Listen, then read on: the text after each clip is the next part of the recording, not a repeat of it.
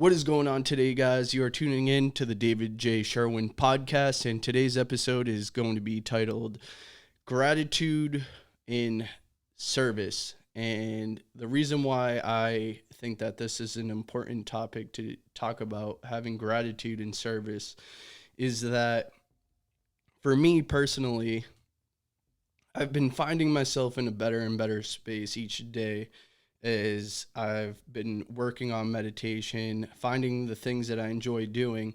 And the things that I've found that I have the most enjoyment doing is just helping other people and doing what I call processes of improvement. And why that's so important to me is because I like the idea of finding things. Perhaps you can find some other things for yourself, whether it's at work, wherever you're at in your community, and think about how you can add value to the process of improving things around you.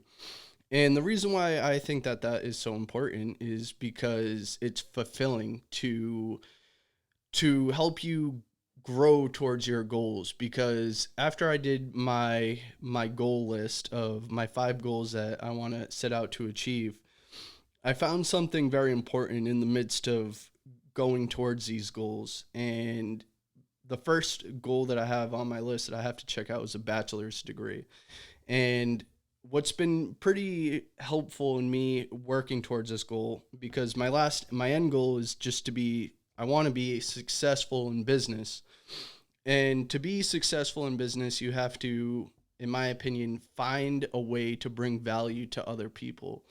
And it's a great deal in my opinion, because with helping other people in bringing value to things that they might be struggling with in your life, you also get to grow as a person personally. And so I find myself being pretty grateful for being of service. And just, sorry guys, it's California, it's hot, but being able to serve people and give them value, in my opinion, brings you closer to your goals. And it ties in with a few things that I've been thinking about personally with being pragmatic and being idealistic, because I've always ventured more towards being an idealist, not wanting to bend lines too much at a possible risk of what could happen. And so I think understanding what pragmatism is, in that it's not always a bad thing to be pragmatic, to find yourself to be able to achieve the little goals or get the little gains so you can move forward to bigger things. And those little steps, each step by step, in my opinion, just overall help you grow towards the goals that you're trying to achieve in any projects that you're trying to grow. For instance, and I'm going to drop a sponsor right here. If you're trying to drop a podcast, in my opinion, what will help you develop a podcast, for instance, is being able to develop the ideas of value that you can give to other people. In practical terms, in my opinion, are the most valuable ways of doing that. So, for instance, like I said, check out the Calm app. I'm not affiliated with them, but I've downloaded it and I've used it daily just to keep grounded in my process of improvement. And that's the other thing, is that I think that processes can always be improved.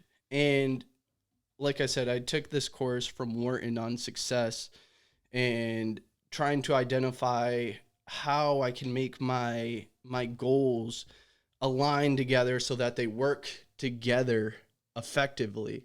And being that I want to be successful in business, I've kind of thought about how important the bottom line is, because after the bottom line is the profit, right? So what I was thinking about was the idea of how to make the profit work with above the line, the script, the content that is made, so they both work in synchrony and develop better and better value over time. It's kind of like what some people might, if you haven't read this book, I suggest it as well, the compound effect, where these little habits just build with interest over time, similar to like putting out a podcast that if you put out an episode say 3 years ago and people are still listening to it, it's developing what's called a compound interest effect, where it's still bringing in value for people and thus bringing in value to you, if depending if you're say with Anchor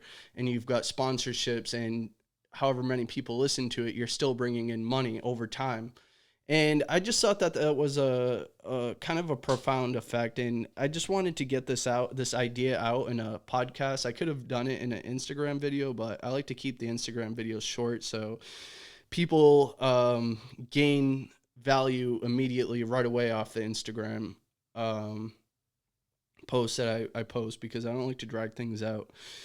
And so that's where I'm at right now.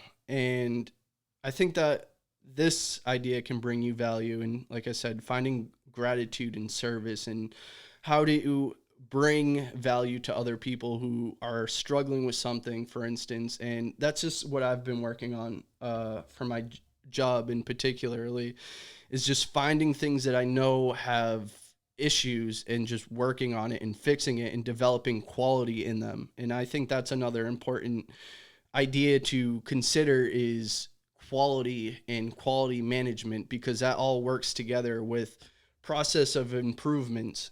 And I think if you can kind of put together the idea of what a process improvement for you would be and how you can start getting on that idea, whether well, for my opinion, if you list your 5 goals, you need to figure out what goal needs to be accomplished first.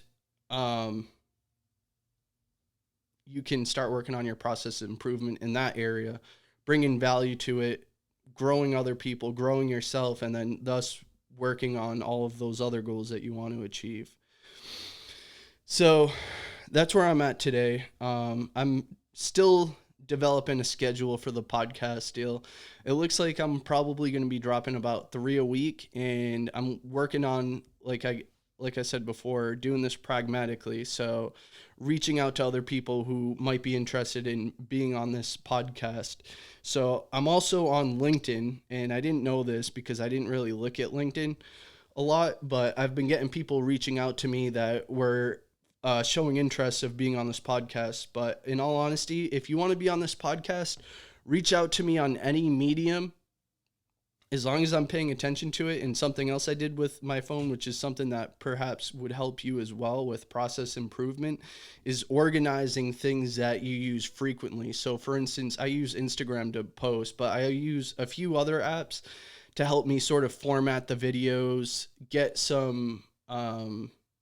something together, add in the effects that I want, and I improve the process by just keeping everything tightly organized so I can keep a better view of everything that's going on my phone, because your phone is a powerful device, and depending on how you use it, it can be extremely powerful and valuable to your life as well. So if you're not using it to that effect, then I would suggest doing that. Just try organizing it with I know on the iPhone, maybe I'll do another short video on this later on, but just getting organization into your phone and grouping apps that have a similar goal in mind for what you're trying to do with them all, and just grouping them together and getting a process of improvement out of it that way.